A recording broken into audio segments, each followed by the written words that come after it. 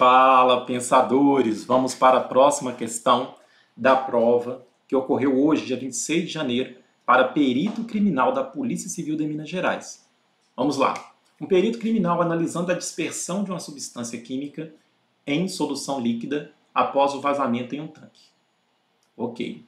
Devido à variação de pressão no interior do tanque, a solução foi projetada a diferentes distâncias.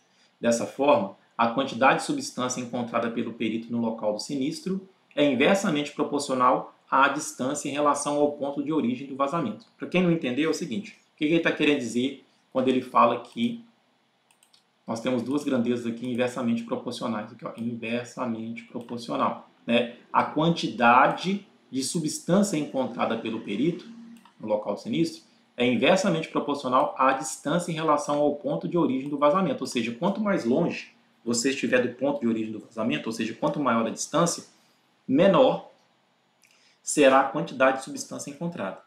De forma inversamente proporcional, ou seja, quando a distância dobrar, a quantidade de substância encontrada será reduzida à metade. Quando a distância triplicar, a quantidade de substância encontrada será reduzida à terça parte, e assim sucessivamente, tá bom?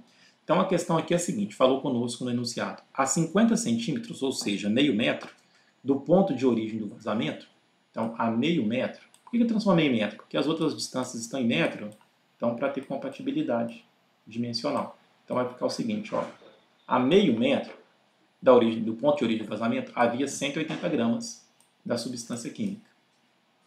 180 gramas. Legal.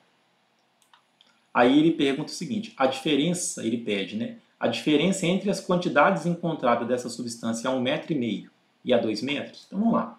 Vamos descobrir a 1,5 metro. Nós já temos essa referência aqui, ó. Ele já informou-nos que a meio metro foi encontrado 180 gramas da substância.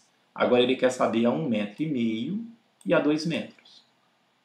Então 1,5 metro e 2 metros. Ora, como foi nos informado que a quantidade de substância encontrada é inversamente proporcional à distância, nós entendemos que quando a distância aqui aumenta de meio metro para 1,5 metro, a quantidade de substância encontrada será menor.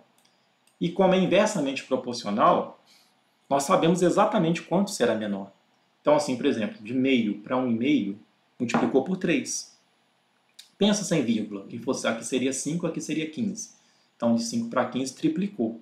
Logo, a quantidade de substância vai cair para a terça parte, porque é inversamente proporcional. Então, se aqui multiplicou por 3, aqui vai dividir por 3, por ser inversamente proporcional.